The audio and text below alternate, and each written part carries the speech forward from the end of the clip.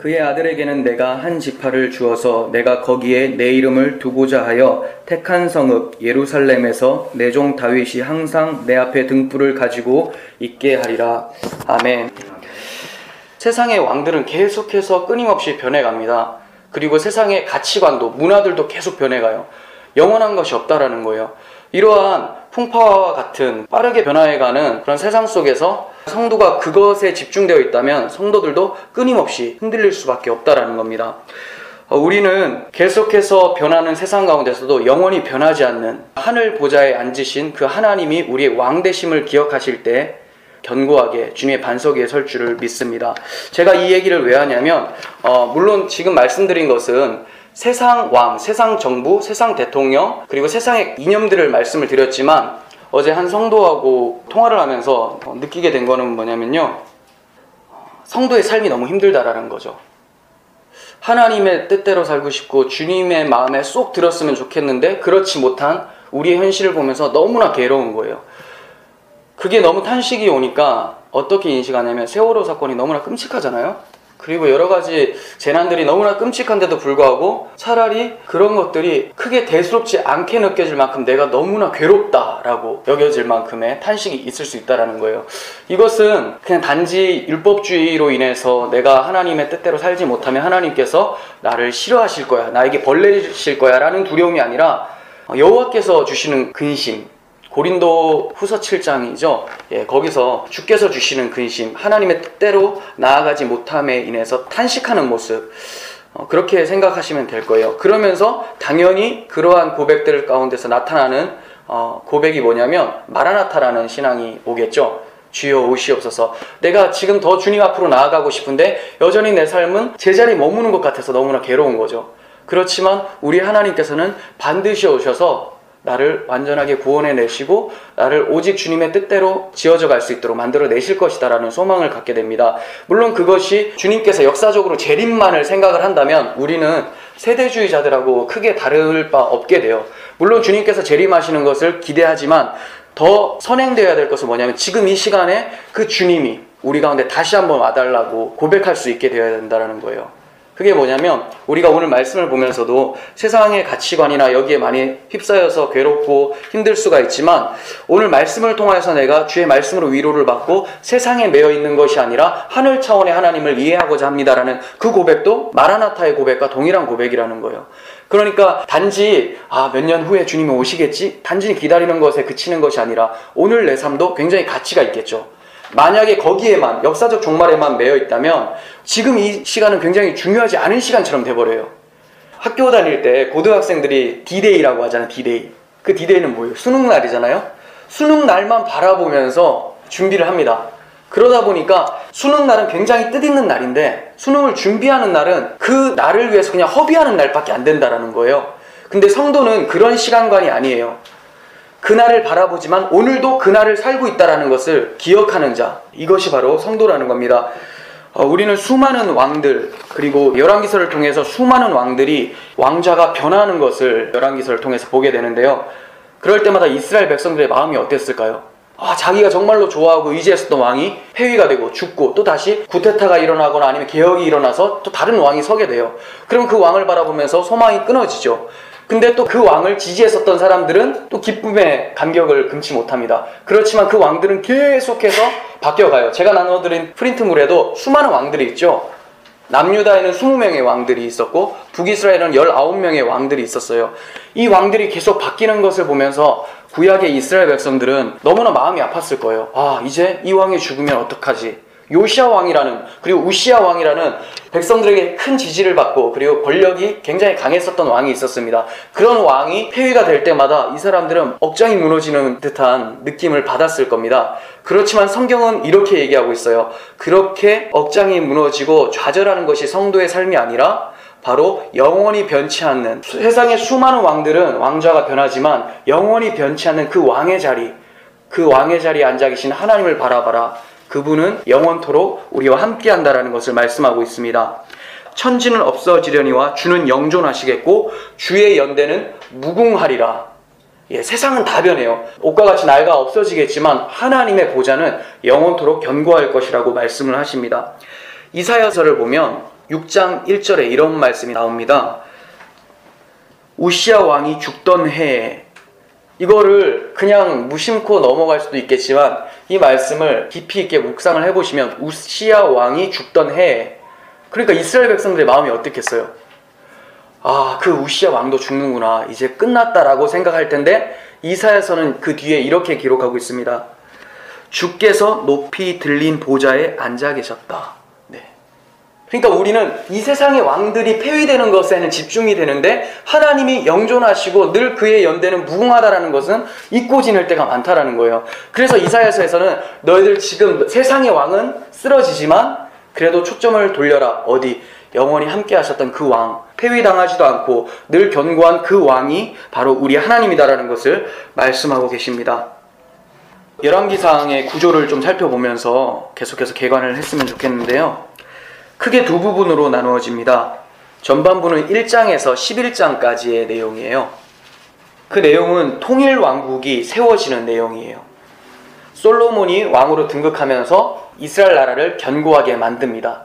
그리고 중심점은 솔로몬이 성전을 건축했다라는 데 있습니다. 그러니까 전반부는 통일 왕국이 수립되고 솔로몬 성전이 건축되고, 후반부는 12장부터 22장 마지막 장까지인데요. 분열 왕국이 되는 거예요. 그러니까 통일 왕국이 세워졌잖아요.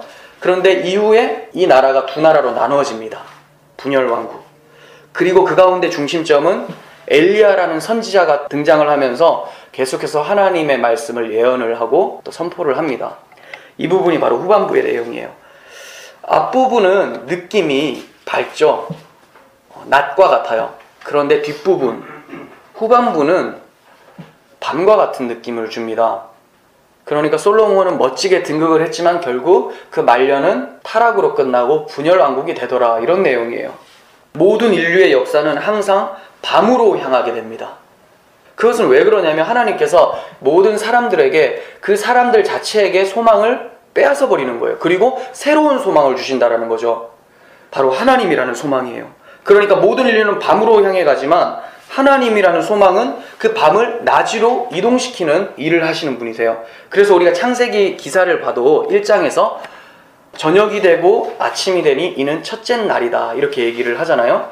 저녁이 되고 아침이 되게 하는 그 사역이 바로 하나님의 사역이에요.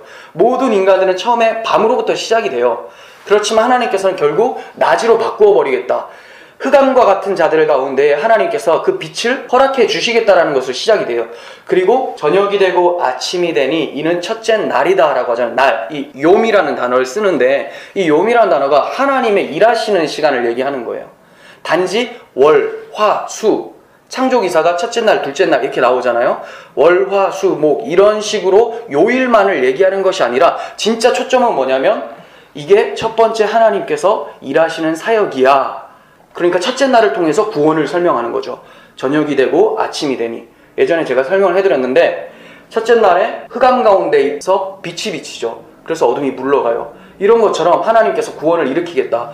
그리고 바다만 있었는데 거기에서 육지가 드러나게끔 하고 계속해서 묻이 드러나게 하시면서 또 구원의 역사를 펼치신다라는 거. 이게 둘째 날이다. 이게 순서로 둘째 날이 아니라 하나님께서 이렇게 하나님의 일, 구원 사역을 이렇게 베푸셨다. 두 번째 또 말씀하시는 것. 이렇게 보시는 게 더 좋을 것 같습니다.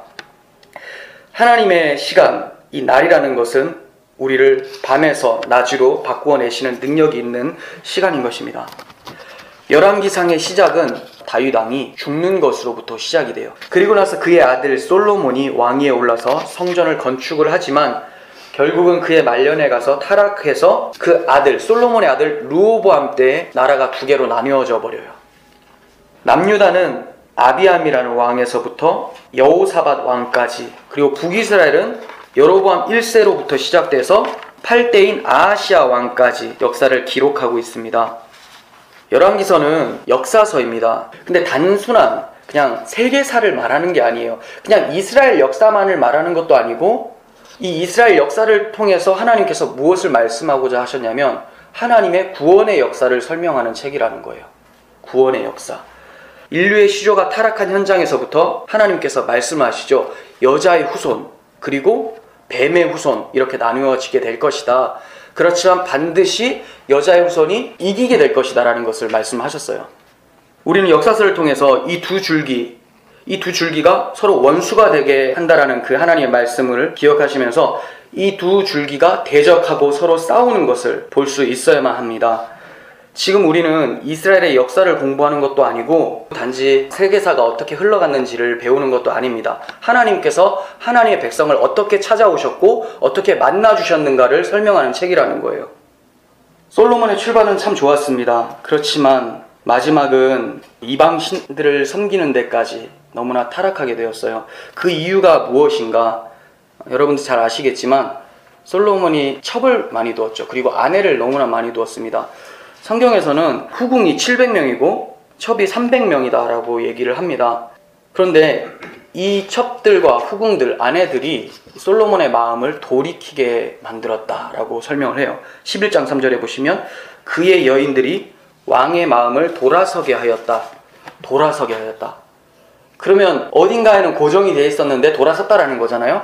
어디에 고정이 되어 있었겠습니까? 열왕기상 8장에서는 솔로몬이 성전을 건축하고 또 봉헌식을 하면서 하나님의 뜻에 맞는 기도를 해요. 그리고 메시아 언약에 입각한 다윗, 자기 아버지 다윗의 언약에 입각한 기도를 하면서 메시아 언약을 믿는 믿음의 사람으로 등장을 합니다. 그렇지만 돌이켰다. 아내를 통해서 돌아섰다. 그럼 어디에서 돌아선 겁니까? 메시아 언약에서. 그러니까 솔로몬이 우상숭배를 하고 극도로 타락을 하게 되지만 우상숭배 자체가 하나님의 심판을 받는 행동이 아니라, 오해하시면 안 돼요. 우상숭배가 괜찮다라는 게 아니라 우상숭배가 하나님의 심판이 아니라 왜 우상숭배를 하게 되었는가를 설명하고 있는 책이에요. 그러니까 왜 우상숭배를 하게 되었나? 하나님의 언약, 메시아 언약을 잊어버리니까, 그 언약을 망각하니까 어디에서 복을 찾으려고 합니까? 우상을 통해서. 메시아 언약이 뭐예요? 그 자손을 통해서 내가 복을 주겠다. 그러니까 하나님께서 약속하신 그 자손, 메시아 그리스도를 통해서 우리가 소망을 두고 복을 받아야 되는데, 그렇지 않고 눈에 보이지도 않고 약속이 망각되어지니까 어떻게 행동됩니까? 자기가 눈에 보이는 어떠한 형상을 만들어서 이것이 나에게 복을 줄 것이야, 이렇게 되는 거죠. 그러니까 우상숭배 자체보다는 우상숭배의 근원이 어디에 있느냐? 바로 메시아 언약을 망각한 데 있는 것이다 라는 거예요.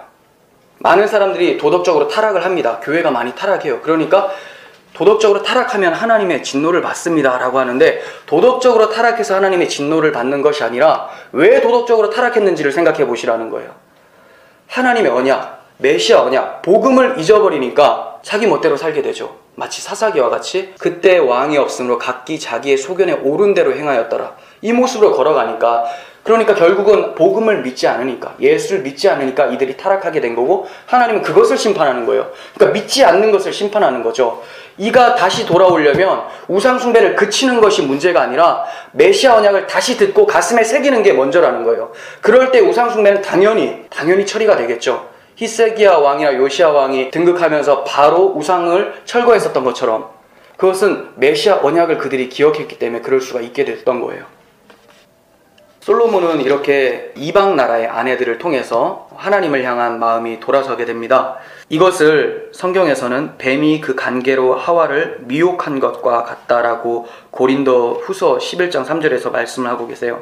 이 점에서 한 가지 언급해야 될 점은, 아브라함이 늙어서 죽기 전에 자기 신복, 충신이죠, 엘리에셀이라는 사람에게 이런 부탁을 합니다. 창세기 24장 3절, 너는 내가 거주하는 이 지방 가나안 족속의 딸들 중에서 내 아들을 위하여 아내를 택하지 말고 내 고향 내 족속에게 가서 내 아들을 위하여 아내를 택하라, 이렇게 당부를 하죠. 그러니까 이방의 아내를 취하지 마라. 내 아들 이삭에게 줄 아내는 우리 고장 사람, 이스라엘 사람 중에서 택하라, 이렇게 얘기를 합니다. 다윗은 이거를 실패했던 거예요. 아브라함이 이렇게 자기 아들에게 같은 이스라엘 사람의 아내를 허락을 해줬잖아요. 근데 다윗은 그런 얘기를 하지 않았어요, 솔로몬에게. 그러니까 결국 이방의 여인하고 결혼하게 되고, 그리고 그 여인으로 인해서 이방의 신들을 섬기게 돼요. 이걸 다이렉트로 우리에게 연결을 시켜서 그럼 우리는 외국 사람 만나면 안 된다라고 그렇게 가면 절대 안 되겠죠. 그런 거 아니잖아요. 영적인 의미잖아요. 그러니까 우리에게는 어떻게 적용해야 됩니까? 우리 가운데 옛 습관들 있죠. 이방의 여인과 같은 마음들 너무나 많아요. 끊임없이 하나님을 대적하고 메시아 언약을 잊게 만들려고 하는, 그리스도를 등지게 하려는 그런 시도들이 너무나 많습니다. 거기에 우리의 마음을 내주지 말라는 거예요. 어디에 내줘야 되냐면 하나님께서 그토록 찾으시는 그 백성 가운데 여인을 취해야 된다는 거예요. 우리 가운데 하나님이 찾으시는 그 마음으로 나아가야 되는 거지, 예전에 죄악된 습관에 거기에 치우치지 말고 너희는 그냥 하나님께서 택해놓은 그 마음으로 흘러가라, 이렇게 말씀하시는 거예요. 솔로몬은 이것을 다윗에게 권면을 받지 못해서 또 이방 나라의 아내를 맞이하게 됩니다. 솔로몬의 타락은 단순한 우상 숭배가 아니라 하나님께서 다윗에게 세워주신 메시아 언약에 대한 배신이었던 거예요. 이전이 북이스라엘이 분열될 때도, 그러니까 이스라엘이 있는데 두 개로 나눠지잖아요. 근데 북이스라엘이라는 여기에 지도자가 여로보암이라는 사람인데, 이 여로보암이 르호보암, 솔로몬의 아들에게 반역을 해서 떨어져 나온 나라가 북이스라엘이에요. 그래서 원래 남아있던 나라가 남유다, 나온 나라는 북이스라엘인데, 이 북이스라엘이 분열되어질 때도 우리가 생각할 때는 르호보암을 배신했기 때문에 이게 나눠졌다라고 생각을 합니다. 그러니까 르호보암을 배신했다. 그런데 거기에 중점이 있는 게 아니에요. 12장 16절을 보겠습니다. 우리가 다윗과 무슨 관계가 있느냐? 이새의 아들에게서 받을 유산이 없도다. 우리가 다윗과 무슨 관계가 있느냐? 이새의 아들에게 받을 유산이 없다. 기업이 없다. 그러니까 다윗을 배척하는 거예요. 무슨 말이냐면 하나님이 다윗과 언약한 그 메시아 언약을 배척해버리고, 이제 나는 이 나라가 아니라 다윗의 나라를 영원히 견고하게 해주시겠다라는 하나님의 약속을 저버리고 내 나라를 세워보겠다라는 것이 북이스라엘의 태동이었어요. 그래서 여로보암은 금송아지 둘을 만들어서 단과 베델에 세우고, 이는 너희를 애굽 땅에서 인도하여 올린 너희의 신들이다, 이렇게 얘기를 합니다. 많이 들었던 말씀이죠. 어디서 나왔습니까? 시내산에서 금송아지 만들어서 섬겼을 때, 그때도 이는 우리를 애굽 땅에서 인도하여 낸 우리의 하나님이다, 이렇게 얘기를 해요. 그러니까 이들도 하나님을 믿고 있었어요. 지금 여로보암도 하나님을 믿는 거예요. 근데 어떤 하나님? 다윗의 언약과 상관없는, 메시아 언약과 상관없는, 예수 그리스도라는 복음과 상관없는 내가 원하는 복음, 세속적 복음이죠. 그래서 만들어진 신이 바로 금송아지예요. 그래서 만들어진 신이 바로 단과 베델에 있는 그 우상이라는 거예요. 한국 교회에서도, 그리고 세계 많은 교회에서도 끊임없이 하나님을 부르짖지만 결국 그 하나님이 이 단과 베델에 세워진 금송아지일 수 있다는 것을 우리는 기억을 해야 된다는 겁니다. 솔로몬이 타락을 했을 때 하나님께서는 이러한 선고를 하십니다. 내가 반드시 이 나라를 내게서 빼앗아 내 신하에게 주리라. 그러나 오직 내가 이 나라를 다 뺏지 않고 내 종 다윗과 내가 택한 예루살렘을 위하여 한 지파를 내 아들에게 주리라. 이렇게 말씀하세요. 이상하죠? 무슨 심판 같은데 또 느낌이 심판 같지가 않아요. 하나님께서 사형 선고를 내리는 것 같았는데 마지막에는 다 뺏지는 않는데요. 그 남겨놓은 한 지파가 어떤 역할을 하는지 한번 보겠습니다. 그의 아들에게는 내가 한 지파를 주어서 내가 거기에 내 이름을 두고자 하여, 하나님의 이름을 두는 지파예요. 택한 성읍 예루살렘에서 내 종 다윗이 항상 내 앞에서 등불을 가지고 있게 하리라 하고, 한 지파를 한 등불이다 라고 얘기를 해요. 그 한 지파가 어떤 지파인 줄 아십니까? 유다. 예, 아멘. 유다 지파예요. 유다 지파. 바로 일찍이 하나님께서 창세기에서 유다 지파를 통해서 왕위가 계승될 것을 말씀하셨고, 그 지파에서 메시아가 오실 것을 예언을 하셨어요. 하나님께서는 그 약속을 잊지 않으셨던 거죠. 세상에 많은 사람들, 아니 모든 사람들은 다 하나님을 대적하고 하나님의 언약을 망각하고 살아갔지만, 하나님께서는 자신이 약속하신 그 약속을 잊지 않으시고 신실하게 이행시켜 오시고 계시다라는 거예요. 메시아는 이 땅의 등불이고 이 땅의 소망입니다. 메시아, 그 그리스도를 등불로 표현하고 있는 것은 상대적으로 세상이 어둠이다라는 거죠. 세상이 밝다면 등불이 필요가 없어요. 창세기의 시작이 빛으로 시작됐다면 그리스도는 필요가 없죠. 그런데 세상의 시작이 어떻게 해야 됩니까? 땅이 혼돈하고 공허하고 흑암이 깊음 위에 있다라고 시작이 되잖아요. 그러니까 하나님께서는 반드시 밝혀내야 될 하나님의 일이 있으셨던 거예요. 그 일을 그 아들 예수 그리스도를 통하여서 설명을 하셨습니다. 이사야 9장 2절에서는 흑암에 사는 백성이 큰 빛을 보고 사망의 그늘진 땅에 거주하던 자에게 빛이 비치도다 하고 말씀을 하고 있습니다. 이 점을 신약성경에서는 참빛, 곧 세상에 와서 각 사람에게 비추는 빛이 있었다라고 하면서 그 빛이 예수 그리스도였다 말씀을 하세요. 이것을 통해서 여자의 후손과 뱀의 후손이라는 두 줄기의 대립과 그리고 그럼에도 그 가운데서 그 치열한 싸움 가운데서도 하나님은 우리를 놓지 않으시고 죄가 깊은 곳에 은혜가 넘치게 하셨다라는 것에 중심점을 둘 수가 있다라는 겁니다. 그러한 치열한 싸움 가운데서 우리는 좌절할 수 있죠. 어떻게 마귀가 이렇게 극심하게 우리를 공격하느냐. 그렇지만 그렇게 죄가 깊고 흑암이 아무리 깊을지라도 하나님께서는 한 등불을 남겨놓으셨고 죄가 깊은 곳에 은혜가 넘치게 하셨다는 데 우리의 소망이 있는 것입니다. 그러므로 열왕기상의 핵심장은 솔로몬이 그토록 타락했음에도 불구하고 그 나라를 다 빼앗지 않고 한 지파를 남겨주시고 등불을 끄지 아니하시겠다라고 하는 11장에 있다고 볼 수가 있어요.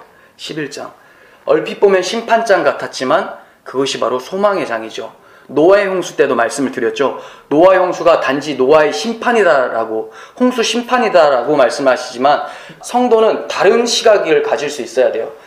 홍수 심판이 없었더라면 노아까지도 완전히 다 세속적으로 타락하고 메시아 언약을 떠날 수 있었는데 하나님께서는 그렇게 하지 않으시고 메시아가 나올 수 있는 그런 계보를 이어오셨다라는 것에 중심을 둘 수가 있습니다. 그래서 성도들에게는 그 심판이 아니라 우리 옛 자아는 심판당하지만 우리가 다시 주님과 함께 부활 소망을 갖게 하는 은혜의 장으로 볼 수가 있는 거죠. 이 노아 홍수 심판이라는 장이. 주님께서 재림하실 때, 마지막 날 역사상에서 재림하실 때도 같은 거예요. 우리가 요한계시록 보면서 막 너무나 두려워하고 그런데 그럴 필요가 전혀 없죠. 내가 반드시 이긴다. 너희를 통해서, 교회를 통해서 내가 승리하는 것을 너희들은 목격하게 될 거야. 이것을 얘기하고 있는데 그 심판이 자기들에게 오는 줄 알고 너무나 두려워한다는 거예요. 그 심판은 우리가 역사를 살면서 계속해서 우리 인생이라는 삶 속에서 심판되어져 가고 있는 거예요. 옛 자아는 부인당하고 새로운 자아가 그리스도라는 자아와 함께 새로운 소망으로 살아가게 되는 것. 그러니까 성도는 마지막 날에 심판당하지 않아요. 근데 그것을 역사상에서 계속 자기가 왕됨으로 살아갔던 자들은 마지막에는 이제 심판이 있겠죠. 그렇지만 우리는 계속해서 왕됨을 부인당하고 내가 왕된 자리에서 끌어내림을 당했었잖아요. 그러니까 이제 주님 오셔서 이제 주님 앞에서 낮추라 그리하면 주께서 높이시리라고 하셨던 그 야고보서 4장 10절의 말씀과 같이 주님께서 우리를 끌어올려 주신다라는 거예요. 그러니까 그 주님께서 오시는 날은 우리에게는 은혜의 날, 구원의 날, 그렇지만 하나님을 알지 못하고 복음을 믿지 않는 자들에게는 심판의 날이다라는 것을 성경은 얘기하고 있습니다. 하나님께서는 이렇게 하나님의 등불을 꺼트리지 아니하시고 역사를 계속해서 이어져 오셨어요.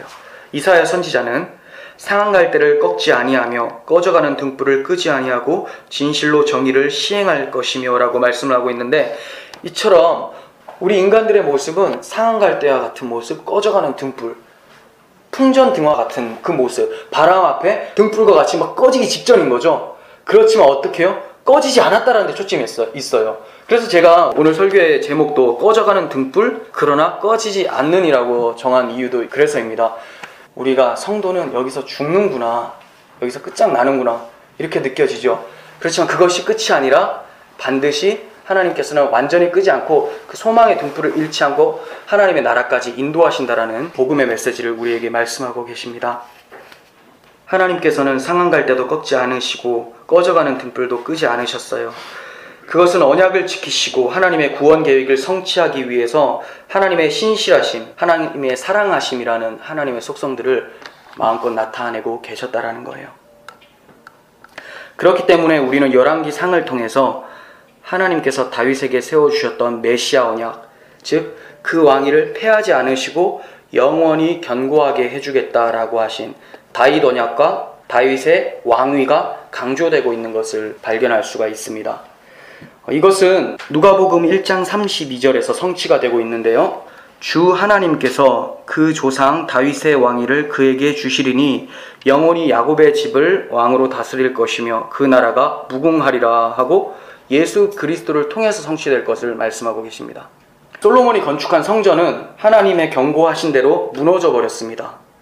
하지만 진짜 성전, 그 성전은 무너진 것이 아니라 더욱더 견고하게 영원히 무너지지 않도록 이어져 가고 있는 거예요. 그 성전이 무엇입니까? 바로 예수 그리스도라는 성전입니다. 하나님께서는 하나님의 언약과 왕위를 무너짐 없이 예수 그리스도를 통해서 이어져 오고 계시는 거예요.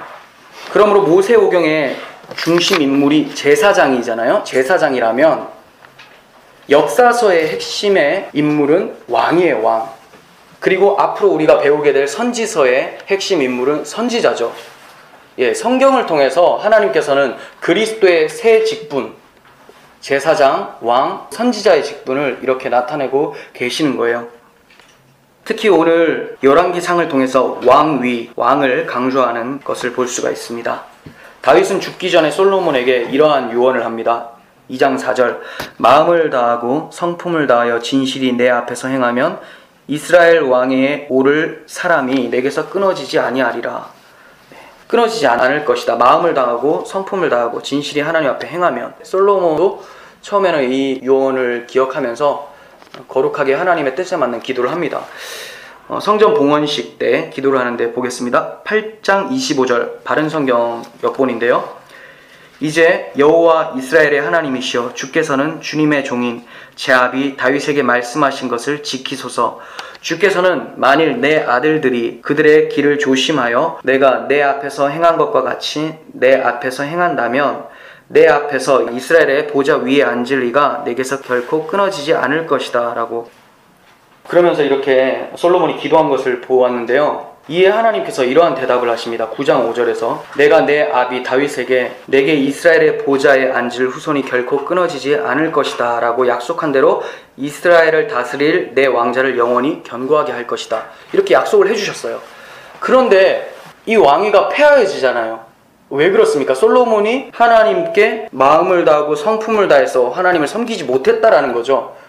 예, 솔로몬은 한시적인 그냥 모형적 예표적인 인물에 불과합니다. 진심으로 마음을 다하고 뜻을 다하고 힘을 다하여 목숨을 다하여 하나님을 섬겼던 한 왕, 그 왕을 바라보게 만드는 거죠. 그 왕은 우리의 주님 되시는 예수 그리스도라는 것입니다. 우리가 이상에서 살펴본 대로 하나님께서 다윗의 왕위를 계승시켜 나가시겠다, 이것이 열왕기서의 주제였던 거예요. 열왕기서 후반부의 내용은 앞에서 말씀드렸지만 엘리야 선지자가 등장을 합니다. 그러니까 열왕기서 후반부는 선지자의 시대다라고 해도 과언이 아닙니다. 선지자란 어떤 자예요? 하늘의 하나님의 말씀을 이 땅에 선포하는 사람들. 그러니까 선지자가 필요하다라는 것은 하나님 말씀이 필요하고, 그리고 하나님께 돌아오지 않는 자들에게 돌아오라고 하는 그 말씀이 필요한 시대잖아요. 그러니까 암흑시대인 거죠. 선지자가 필요한 시대는 암흑시대예요. 이 시대에 하나님의 말씀, 복음이 왜 필요하냐면 이 시대가 바로 암흑시대이기 때문에 그렇습니다. 그래서 날마다 교회에서 말씀이 선포되어야 되는 것이고, 우리는 날마다 하나님 앞으로 회개의 마음, 이 땅의 차원의 마음에서 하나님 차원의 마음으로 옮겨가야 되는 것을 말씀하고 있는 거예요. 엘리야 선지자라고 하면 우리가 언뜻 생각나는 것은 3년 동안 기근이 있었다, 가뭄이 있었다, 그리고 갈멜산에서 대결을 했고 불의 응답을 받았다, 이런 것에 많이 초점을 둡니다. 그렇지만 여기에 초점을 맞춰서는 안 되고요. 갈멜산 대결에서 엘리야가 이렇게 얘기를 합니다. 아브라함과 이삭과 이스라엘의 하나님 여호와여, 주께서 이스라엘 중에서 하나님이신 것과 이 백성에게 주 여호와는 하나님이신 것과 주는 그들의 마음을 돌이키심을 알게 하소서, 이렇게 기도를 합니다. 그러니까 엘리야의 초점은 하나님께로 돌이키는 거였어요. 하나님께 돌이키는 거. 이 시대에도 설교자들이 선포되어야 될 것은 어떤 기적들, 이적들 이런 거 아니라 예수 그리스도를 통해서 이들의 마음이 이제 하나님을 향하게끔 하는 것. 좀 더 구체적으로는 그냥 어떤 신을 향하게끔 하는 것이 아니라 이 세상의 욕망이라는 우리의 마음이 갇혀져 있잖아요. 여기서 눈을 들어서 하나님의 질서, 위의 것을 생각하게 만들어주는 것, 설교를 통해서 그 위를 바라보게 하는 것이 설교자의 역할이라는 거예요. 엘리야의 사명이 무엇이었는지 말라기서를 통해서 볼 수가 있습니다. 보겠습니다. 보라, 여호와의 크고 두려운 날이 이르기 전에 내가 선지자 엘리야를 너희에게 보내리니 그가 아버지의 마음을 자녀에게로 돌이키게 하고 자녀들의 마음을 그들의 아버지에게로 돌이키게 하리라. 돌이키지 아니하면 두렵건대 내가 와서 저주로 그 땅을 칠까 하노라. 이렇게 말씀하고 있어요. 선지자의 사명은 돌이키는 겁니다. 열왕기에는 두 길이 제시가 돼요. 두 길. 어떤 길일까요? 바로 다윗의 길. 하나는 여로보암의 길이에요. 두 가지 길이 있습니다. 여러분, 이 길, 이 길이 무엇을 뜻하고 있을까요? 예레미야 6장 16절에서는 이렇게 표현합니다. 예레미야 6장 16절 함께 읽겠습니다. 여호와께서 이와 같이 말씀하시되 너희는 길에 서서 보며 옛적 길 곧 선한 길이 어디인지 알아보고 그리로 가라. 너희 심령이 평강을 얻으리라 하나 그들의 대답이 우리는 그리로 가지 않겠노라 했으며. 아멘. 여기서도 두 길이 나오죠. 옛적 길이 나오고 우리는 그리로 안 간다. 다른 길이 있어요. 옛적 길이 있고 다른 길, 새로운 길이겠죠. 자기들이 만든, 자기들이 닦아놓은 길. 여기서 옛적 길이라는 것은 단지 오래된 길만을 말하는 건 아니에요. 여기서 옛적이라는 단어는 올람이라는 단어예요. 그러니까 영원이라는 긴 시간. 그러니까 하나님께서 그 전에 계속해서 준비해 놓으셨던 영원의 길, 그 길로 걸어가라. 그런데 이스라엘 백성들이 마음이 어땠다고요? 그 길로 안 가겠다. 우리의 길을 만들어내겠다. 이렇게 얘기했어요. 그 길이 어떤 길이었어요? 마태복음에서는 7장 13절에서 좁은 문, 두 가지 길이 나와요. 두 가지 문도 나오고 멸망으로 인도하는 문, 생명에 이르는 문, 멸망으로 인도하는 길, 생명에 이르는 길. 이 두 가지 길, 생명으로 인도하는 길은 어떤 길입니까? 바로 내가 길이요 진리요 생명이니 그리스도를 통한 길이라는 거예요. 그 길로 걸어가라고 하는데 사람들은 그 길 말고 내가 만들어 놓은 그 길로 가겠다. 이렇게 얘기를 하고 있는 거죠. 행위로, 내 행위로 구원을 받아보겠고 땅의 차원이 아니라 하늘의 차원. 그러니까 그건 보이지도 않고 포착도 안 되니까 굉장히 매력도 없어요. 그 길로는 가고 싶지가 않아요. 그러니까 내가 눈에 보이는 이 현세에서 일어나는 그것들에 내가 초점을 맞춰서 계속해서 살아가겠다. 이것도 길인 거죠. 언어를 연구하고 공부하다 보면 두 가지 길을 언어를 통해서 알게 돼요. 이 땅에서 세속적인 시간들, 우리가 지금 살아가는 시간들을 크로노스라고 해요. 그리고 하나님의 시간이 있어요. 하나님이 일하시는 시간, 그것을 카이로스라고 합니다. 성도는 물론 이 땅에서 세속적인 시간 크로노스를 살아가지만 거기서 카이로스를 경험하고 발견된 자들인 거죠. 그러니까 주님의 몸에 참여한다는 것은 단지 지금 성찬식에서 떡대고 이럴 때만 말하는 것이 아니라 주의 말씀이 우리 가운데 들어오고 이제 우리가 세속적인 가치관을 벗어버리고 하나님의 손길을 이해할 때 그때 그게 정말 성찬에 참여하는 거예요. 말씀이 몸이 되는 거죠. 말씀의 육화. 말씀이 육신이 되어서는 주님만이 육신이 된 것이 아니라 이제 그 주님이 우리 가운데 계시기 때문에 그 주님을 묵상하고 하늘의 차원에 돌입될 때마다 계속 일어나는 사건이에요. 반복적으로. 그러니까 우리는 그렇게 말씀이 우리의 육신이 되어 살아갈 때는 평강이 와요. 기쁘죠. 근데 계속해서 세상이 유혹을 합니다. 그러니까 계속 내려와요. 크로노스로 계속 내려와서 살아가요. 그러니까 탄식이 일어나는 거예요. 그러니까 하는 말이 마라나타, 주여 오시옵소서. 그러니까 역사적 주님을 기대하기도 하고 그리고 지금 이 시간에 주님 오셔가지고 다시 한번 카이로스를 경험하게 해주세요. 이렇게 기도할 수도 있게 된다는 거예요. 여기 계속 보시면 6장 16절 그 길로 가라 라고 했는데 너희 심령에 평강을 얻으리라 라고 얘기를 합니다. 번역을 평강이라고 했는지 이해를 못하겠어요.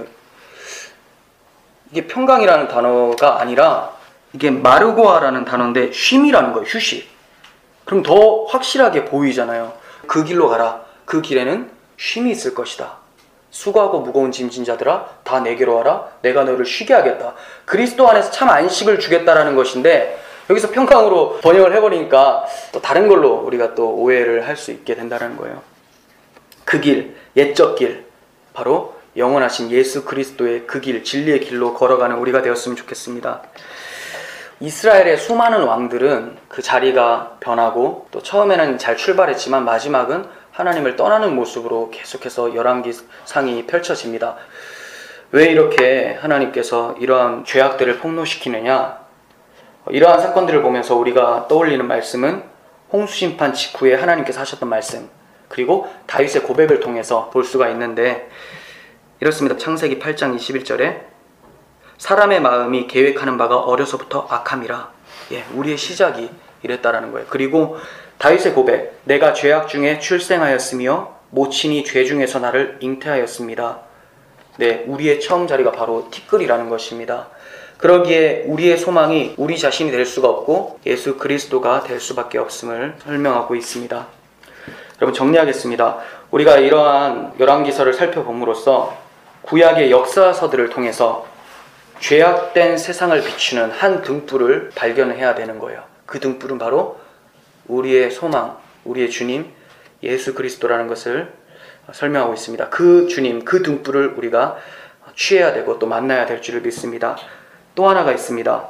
그 등불이신 예수 그리스도라는 빛 아래서 우리가 역사서를 살펴볼 때, 열왕기상을 살펴볼 때 우리는 열왕기서에 등장하는 그 왕들의 죄악을 보면서 저렇게 나쁘다, 이것이 아니라 저 나쁜 왕들의 모습이 내 안에 계속 발견되어져 가고 있구나, 이것을 발견하시면서 우리 자신이 계속해서 그 옛적 길로 걸어갈 수 있어야 할 것입니다. 기도하겠습니다. 하나님 아버지, 감사합니다. 우리에게 옛적 길을 날마다 보여주시는데 우리는 우리가 만들어낸 그 길로 행하려고 합니다. 이러한 모습 속에서도 꺼져가는 등불과 같은 모습, 상한 갈대와 같은 모습 속에서도 그 등불을 끄지 않으시고 갈대를 꺾지 않으시는 하나님의 사랑과 하나님의 성실하심을 보게 됩니다. 주여, 우리가 너무나 연약하지만 하나님, 우리에게 믿음을 잃지 않도록 도와주시고 날마다 주님을 바라보며 소망의 주님을 생각하며 이 땅의 차원이 아닌 하늘의 차원으로 늘 살아갈 수 있는 하나님의 백성들 다 되게 하여 주시옵소서. 하나님께서 신실하심으로 이렇게 한 등불을 남겨두신 것처럼 오늘날에도 우리에게 우리 가슴 가운데 한 등불 그리스도를 남겨두셨습니다. 주님 오시는 그날까지 우리가 끝까지 그 등불 꺼지지 않고 그 등불 바라보며 어두운 세상 비춰가며 걸어갈 수 있도록 도와주시옵소서. 감사드리옵고 예수님의 이름으로 기도합니다. 아멘.